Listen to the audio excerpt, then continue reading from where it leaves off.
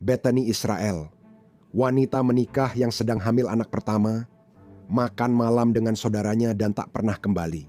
Polisi mengatakan penemuan mereka di rumah itu sangat mengerikan dan menakutkan, sulit dibayangkan.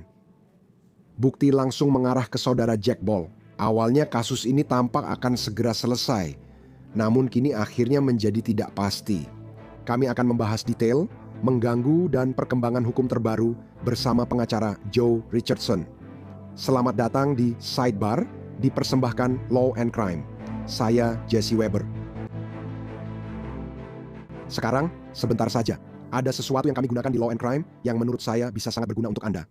Mungkin bisa menambah lapisan keamanan dalam hidup Anda. Kami bekerja sama dengan Truth Finder untuk pencarian catatan publik di Law and Crime agar riset lebih efisien dan kami bisa fokus melaporkan kejahatan. Anda juga dapat memakai Truth Finder. Cukup ketik nama, Anda bisa menemukan alamat, riwayat kriminal, dan lainnya. Ini alat utama kami untuk pemeriksaan, serta salah satu layanan pencarian terbesar di Amerika Serikat. Berlangganan memberi Anda pencarian rahasia tanpa batas, cocok untuk memeriksa tetangga baru, kenalan online, atau menemukan kembali seseorang. Anda bisa mencari pelaku kejahatan seksual terdaftar di daerah Anda atau memeriksa latar belakang sendiri. Tetap waspada, jaga keamanan, dan cek catatan publik di Truth Finder Now melalui truthfinder.com/LC Sidebar. Sekarang, kami menceritakan banyak kisah di acara ini. Kisah-kisah yang berakhir dengan putusan, hukuman, perasaan bahwa seburuk apapun kejahatannya, sistem akhirnya memutar kunci, mengunci pintu. Kita tidak perlu memikirkannya lagi, semuanya sudah selesai. Tapi bagaimana jika pengakuan bersalah bukan akhir? Bagaimana jika pintu itu dianggap sudah benar-benar tertutup? Sebaliknya, pintu itu terbuka lebar menuju pertarungan baru, menambah lapisan konteks dan ketidakpastian baru. Itulah yang terjadi sekarang. Bethany Israel, guru 30 tahun dan istri pelatih, sedang hamil anak pertama, putra bernama Levi. Mei 2024 dia ke rumah saudaranya untuk makan malam keluarga dan tak pernah kembali. Ibunya yang khawatir pergi memeriksa apa yang terjadi, dan apa yang dia temukan adalah benar-benar seperti rumah jagal. Apa yang akan saya bahas sangat mengganggu. Ini peringatan.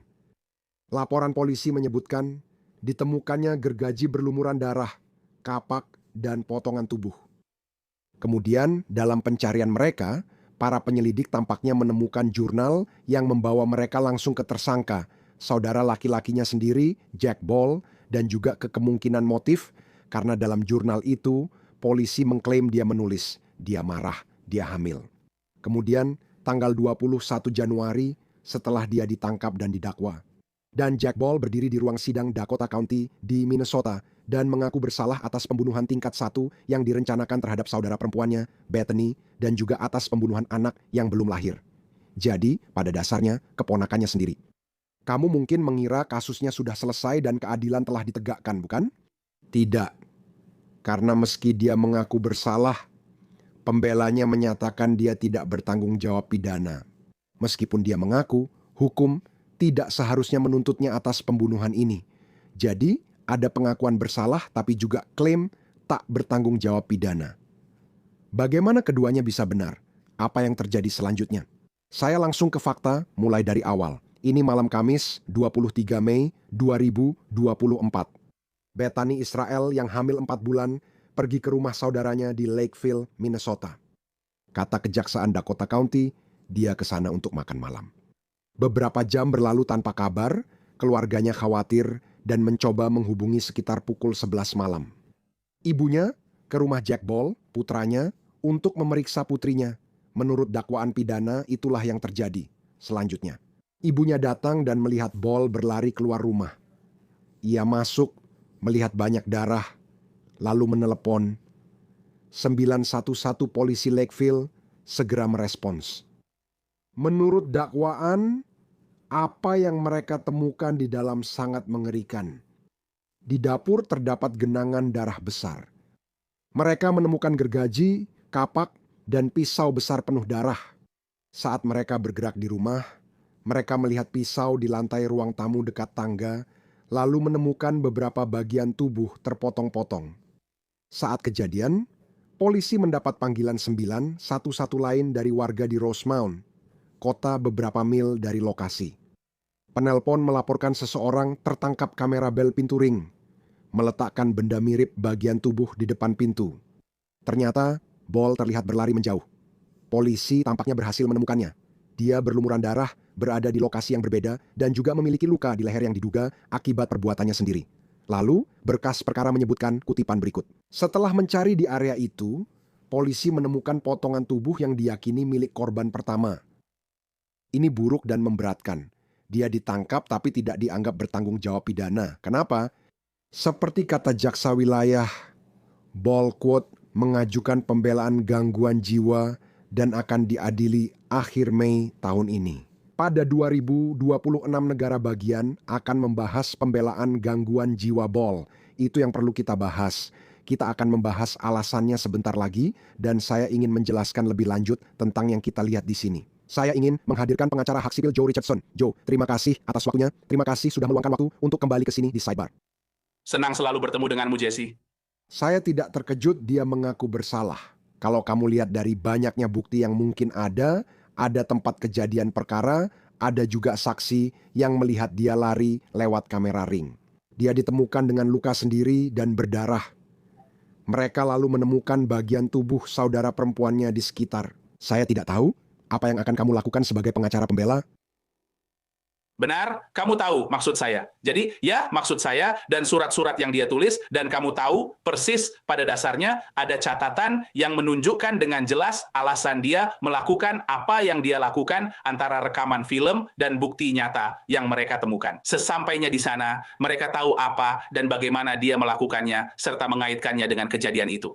Dari sisi pembelaan, kamu harus memakai pembelaan gangguan jiwa. Dia menyajikan motif, detail siapa, apa, di mana, mengapa, dan bagaimana yang dibutuhkan untuk kasus. Jadi kamu harus menggunakan pembelaan gangguan jiwa dan berharap bisa menempuh jalan itu, serta membuat dia diperlakukan berbeda dari seseorang yang benar-benar merencanakan secara matang seperti pada tingkat pembunuhan derajat pertama.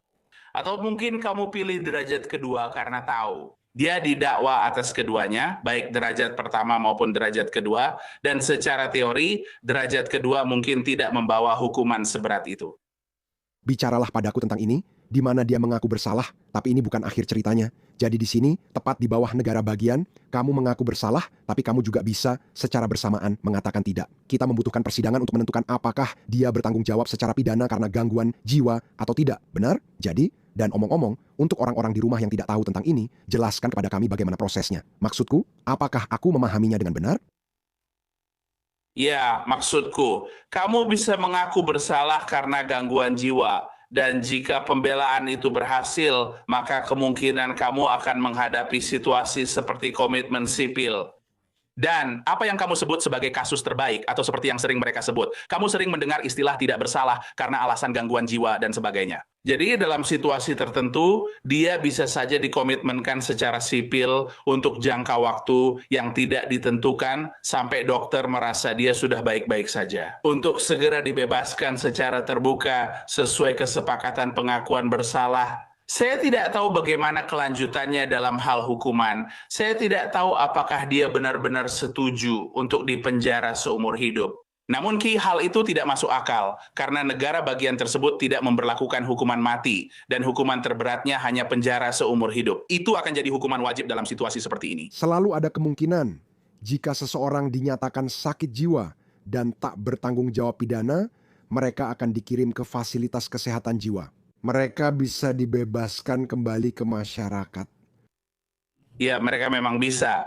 Jadi jika Anda berhasil melalui jalan itu, maka Anda akan berada di sana selama dokter merasa Anda perlu berada di sana. Dan saya jelas bukan dokter. Saya seorang pengacara dan terkadang saya mempertanyakan keputusan itu. Namun intinya yang ingin saya sampaikan adalah keputusan Anda. Menjadi pengacara atau mempertanyakan apakah saya benar-benar pengacara. Tulisan tangan saya sering dibilang seperti dokter, jadi saya juga kadang berpikir tentang sekolah kedokteran, meski belum yakin. Tapi secara teori, ini bisa saja berlanjut, di mana dia dievaluasi dengan cara tertentu, dievaluasi seiring waktu, dan ada kemungkinan suatu hari nanti untuk dibebaskan dalam keadaan tertentu, dan Secara teori, hukuman di mana kamu tidak harus selalu berada di penjara, kamu dikurung secara sipil, bukan di penjara. Kesempatan melihat cahaya matahari suatu hari nanti, meski mungkin tidak pernah, tetap lebih baik daripada menjalani hukuman berat seumur hidup. Menurut pemahaman saya tentang hukum Minnesota, mohon koreksi jika saya salah. Jika membahas seseorang yang tak bertanggung jawab pidana karena gangguan mental, ini seperti pembelaan tidak waras, benar? Jadi gangguan mental menyebabkan hal itu. Pada dasarnya, mereka tidak bisa memahami apa yang mereka lakukan, atau mereka tidak tahu bahwa apa yang mereka lakukan itu salah. Pada saat pelanggaran dilakukan, itu harus pada saat pelanggaran dilakukan. Oke, bukan jauh di masa lalu, bukan sekarang, bukan bagaimana keadaan mereka sekarang, bagaimana keadaan mereka sekarang. Kadang ada masalah kompetensi, seberapa sulit umumnya. Saat membahas ini, saya pun tidak tahu ada beberapa aspek dalam kasus ini. Maksud saya, jika saya hanya menyampaikan faktanya, saya bilang, dengar, ada pria yang dituduh melakukan ini ke saudara perempuannya. Motivasinya di sini, karena dia apa? Hamil, itu dugaan motivasinya. Hamil, dan karena itu dianggap tidak bersalah. Ya, beritahu saya kalau memang ada sesuatu di sana, dan saya tahu standarnya tinggi, tapi beritahu saya kalau memang ada sesuatu di sana. Menurut saya itu sangat sulit. Lalu, jika mengikuti jalur dokter, mungkinkah dia terpancing? Dokter mungkin berargumen karena itu saudara perempuannya punya riwayat taat hukum dan lain-lain. Ini benar-benar muncul tiba-tiba. Apakah ada gagasan bahwa sesuatu dipicu oleh saudara perempuannya atau kerabat ini terkait rasa kehormatan? Dan karena itu tidak mungkin hal ini bisa terjadi dengan orang lain. Bisakah dokter melakukan itu atau keluar dan membuat keputusan? 20 tahun dari sekarang, sebuah penentuan, 30 tahun dari sekarang, 40 tahun dari sekarang, bahwa orang ini telah berhasil diobati dari apa yang sebenarnya dia lakukan. Ini bukan cuma soal selama bukan adik perempuannya yang hamil dia baik-baik saja, tapi memang ada yang salah dan sudah diperbaiki. Saya terasa kedua hal itu sulit diterima dalam situasi seperti ini karena memang sangat keterlaluan dan sangat mengerikan.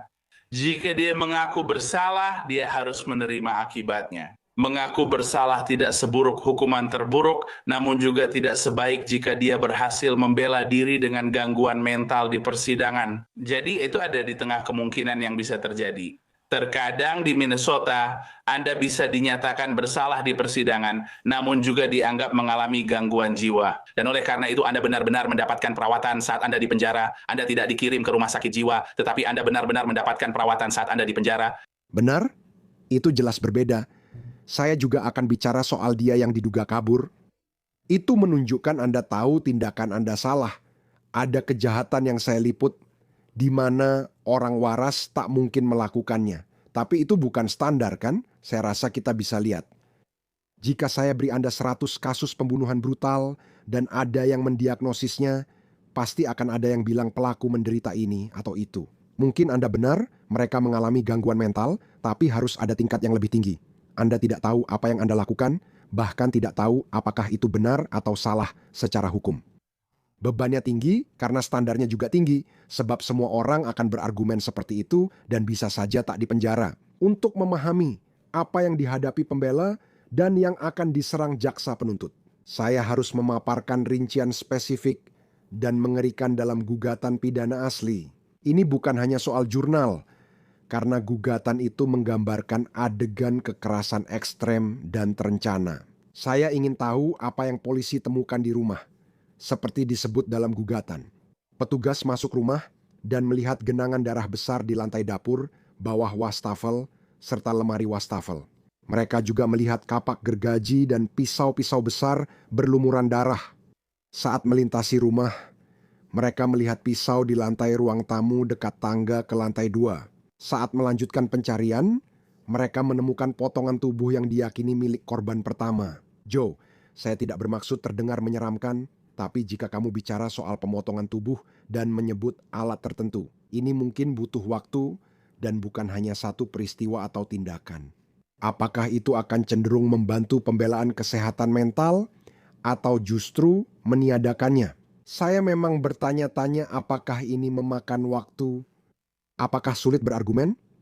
Anda benar-benar tidak tahu apa yang terjadi dan tidak bisa memahaminya.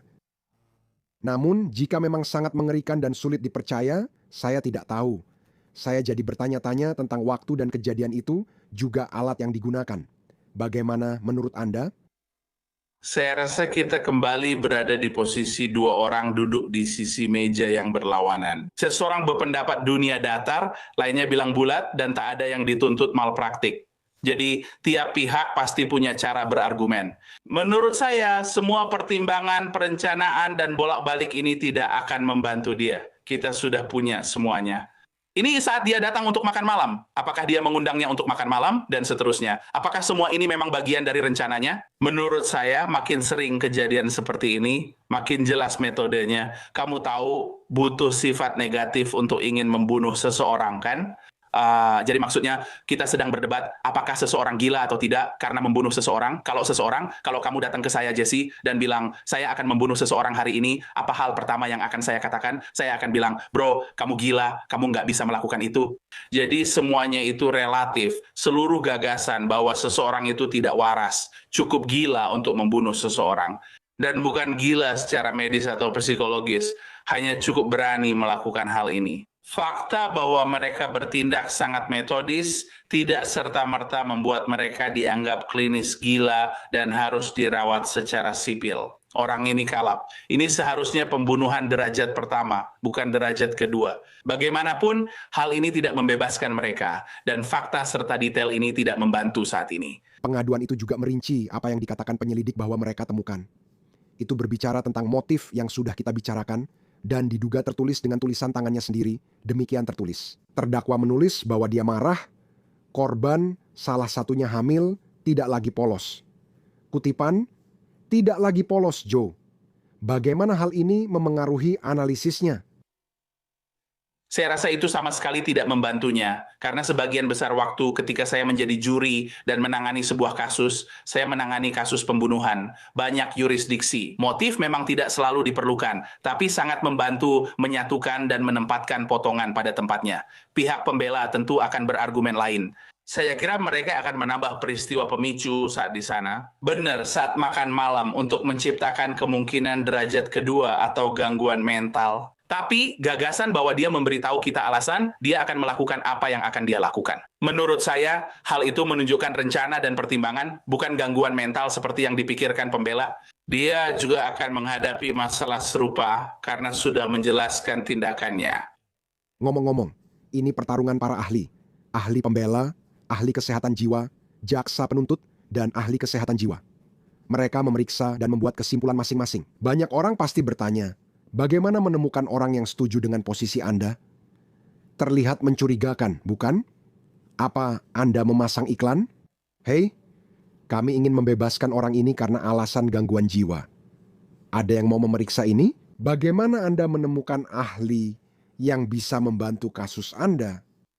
Mereka yang bekerja di bidang ini akan tahu siapa yang cenderung ke pembelaan atau penuntutan, serta memahami para ahli dan calon ahli yang bisa menangani keduanya. Bagus jika ahli Anda bisa menangani penuntutan dan pembelaan. Lebih baik lagi jika, misal saya di pihak pembela, saya punya orang yang biasa menangani penuntutan atau sebaliknya. Benar? Karena ini seperti mereka mengambil jalur tak biasa dan membuat pengecualian dari aturan sendiri. Adalah sah dan adil bagi pembela mengkritik ahli penuntut, misal Anda selalu menangani penuntutan dan pernah menangani 20 kasus dengan pengacara ini. Bukan? Begitu juga sebaliknya. Anda tahu siapa saja yang terlibat dalam bisnis ini, kadang di ranah perdata di dunia saya. Kami bisa bicara dengan ahli agar mereka tak mewakili pihak lain juga. Anda tahu dari mana panggilan telepon Anda dimulai, meski tidak yakin di mana berakhirnya. Pada akhirnya, Anda akan mengetahui siapa orangnya. Saya ingin tahu apa yang terjadi selanjutnya. Setelah kamera ring menelepon polisi, mereka menemukan Ball. Menurut pengaduan, dia ditemukan di halaman belakang rumah tetangga. Kutip, darah menutupi kepala, baju, lengan, kaki, dan celananya. Dia tampaknya mengalami luka sayat di leher akibat perbuatannya sendiri. Namun, ini jadi kunci untuk argumen kondisi mental. Pengaduan menyebut Ball dapat berkomunikasi dengan petugas dan memberitahu tanggal, waktu, serta nama presiden saat ini dengan tepat. Saya rasa itu menarik. Joe, seberapa penting hal itu? Bisakah seseorang tahu detailnya tapi tetap mengalami gangguan jiwa? Hari ini Selasa, presidennya Donald Trump. Saya bekerja di sini usia 44 tahun lalu berkata, ya, tapi saya melihat pesawat luar angkasa alien turun. Seberapa penting itu dalam analisis?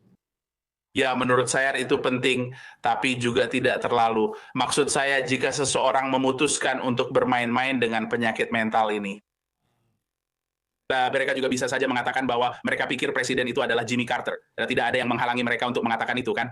Ya, jadi fakta bahwa dia mengatakan apa yang dia jelas tentang kamu tahu, itu bisa berarti dua hal. Sama seperti hal lainnya juga. Itu jelas menyulitkan pembela untuk berkata, dia bahkan tidak tahu waktu, dia ada di tempat lain, di alam semesta lain. Ya, ada indikasi yang jelas, entah apa alasannya, tidak hanya itu, dan ini adalah bagian yang menurut saya akan saya gunakan jika saya adalah jaksa penuntut.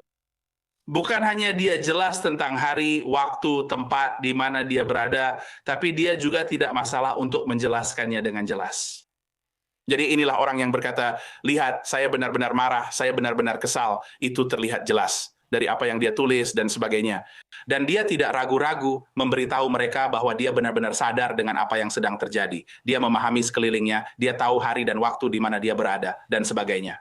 Ya, jadi saya rasa itu bukan sesuatu yang membantu pihak pembela. Meskipun mereka masih bisa menggunakannya untuk mengatakan, itu tidak berarti orang tersebut tidak mengalami gangguan jiwa. Banyak orang dengan gangguan jiwa tahu hari dan presiden saat ini.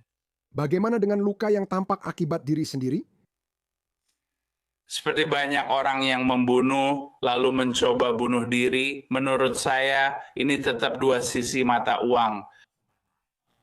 Pihak penuntut akan mengatakan, ya ada kesadaran rasa bersalah. Dia tidak ingin berada di sini. Dia tahu bahwa tidak ada jalan keluar dari apa yang telah dia lakukan. Dan mungkin dia salah satu orang yang hanya berkata begitu. Dia harus menanggung pengorbanan terbesar dan demi kehormatan, alasan, atau apapun itu, hampir seperti pembunuhan demi kehormatan. Jika saya harus mati karena menolak konsekuensi atau polisi tidak mengerti, maka begitu. Ya, jadi biarlah jaksa bisa menggunakannya untuk melakukan itu, dan pembela bisa menggunakannya untuk mengatakan, ya ini bagian dari cerita yang lebih besar tentang penyakit mental, bagaimana seseorang mungkin bisa melihat ini akan terjadi, terutama jika itu muncul di masa lalunya. Dan itulah bagian yang belum begitu jelas bagi kita.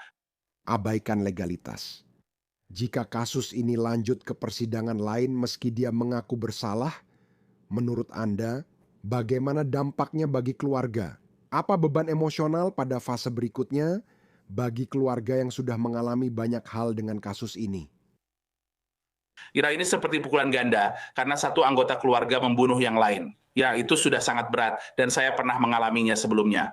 Kehilangan keluarga secara tragis itu berat, apalagi jika anggota keluarga saling membunuh. Dan saya tidak ingat apakah orang tua laki-lakinya atau orang tua perempuannya masih ada, tapi saat itu mereka masih ada. Jadi sekarang orang tua itu kehilangan seorang anak secara fisik, dan pada kenyataannya kehilangan dua anak. Karena hidup tidak akan pernah sama lagi, baik bagi yang satu maupun yang lain, cucu yang mungkin ada, dan sebagainya. Jadi ini benar-benar melelahkan secara emosional. Saya yakin sebagai orang tua, ini adalah sesuatu yang tidak akan pernah bisa dilupakan. Mereka mungkin akan terus-menerus menyalahkan diri sendiri. Bagaimana ini bisa terjadi? Terutama jika ini bukan karena faktor budaya atau hal-hal seperti itu. Ada beberapa budaya di mana hal seperti ini bisa terjadi, semoga tidak terjadi, dan sebagainya. Bagi orang tua, ini benar-benar datang tanpa diduga. Ini bukan seperti seseorang tertabrak mobil. Ini adalah satu anak membunuh dan memotong-motong anak lainnya. Jadi Anda benar-benar tidak bisa melupakannya. Apa yang bisa Anda katakan? Tidak ada kata-kata. Bagaimana Anda bisa melewati itu? Maksud saya, Anda memang tidak bisa. Lalu bagaimana Anda bisa terus hidup? Ya, saya rasa itu sangat sulit. Itu sangat sulit. Bahkan membayangkannya dan memikirkan judul beritanya saja sudah sulit saat kami meliput kisah ini. Joe, kita akan membahas sedikit lagi tentang korban dan menambahkan unsur siapa dia. Saya akan segera mengucapkan terima kasih di sini. Terima kasih banyak sudah meluangkan waktu untuk menjelaskan aspek hukumnya. Seperti yang selalu Anda lakukan, dan meskipun Anda mungkin berpikir lain tentang diri Anda adalah pengacara yang hebat, pengacara yang luar biasa. Terima kasih banyak Joe Richardson, saya sangat menghargainya. Saya punya kasus besar minggu depan. Dengar, saya akan menunjukkannya kepada hakim ini kalau dia mau melihat, dan mungkin kita bisa bertahan di sana. Terima kasih, Jesse Joe. Saya sangat menghargainya, sekali lagi. Setelah diskusi seperti ini, penting untuk mengingat siapa yang hilang dalam kasus ini, dalam tragedi ini. Bethany Israel, 30 tahun, Dari obituarinya dan kata-kata orang-orang yang mencintainya, mereka menggambarkan dengan jelas betapa istimewanya orang ini. Dia guru berdedikasi dan pelatih voli bersemangat. Keluarganya menulis bahwa di lapangan, ia seperti malaikat, selalu tersenyum, menyemangati rekan, dan berusaha jadi yang terbaik. Dia bertemu Josh di gym Apple Valley Volleyball dan menikah diam-diam di Jamaika pada 2021. Mereka suka traveling, main kartu, dan menari. Dan, seperti yang tertulis dengan lembut di obituarinya, kutipan, Bethany percaya bahwa dia sebenarnya tidak terlalu mahir dalam hal itu. Sekarang, mereka sedang menantikan anak pertama mereka, seorang putra. Saya sudah sebutkan sebelumnya, mereka menamainya Levi. Keluarganya menggambarkan dia sebagai perwujudan cinta. Kutipan, dia tidak pernah berbicara negatif, selalu berusaha membantu orang lain, dan selalu mengenakan senyuman di wajahnya. Cahayanya menjangkau anak-anak yang dia latih, teman bermain, dan pendatang baru di lapangan. Setelah kehilangan besar ini, sebuah GoFundMe dibuat. Deskripsinya menyoroti kehangatan hidupnya, bukan tragedi yang dialaminya. Bethany bukan hanya seorang istri, anak, saudara perempuan, dan calon ibu yang sangat dicintai, tetapi juga sosok yang sangat disayangi. Semangat dan kebaikannya telah menyentuh semua orang yang mengenalnya. Kalimat penutupnya menjadi simbol kehangatan dan kemurahan hati. Kepergian Bethany meninggalkan kekosongan tak tergantikan.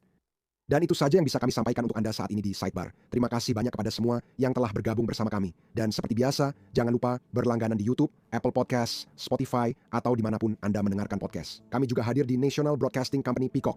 Jika Anda ingin mengikuti saya, cek saya di X, Instagram. Acara News Nation saya, Jesse Weber Live, tayang Senin sampai Jumat, pukul 11 malam waktu bagian timur. Sampai jumpa, tetap jaga keselamatan.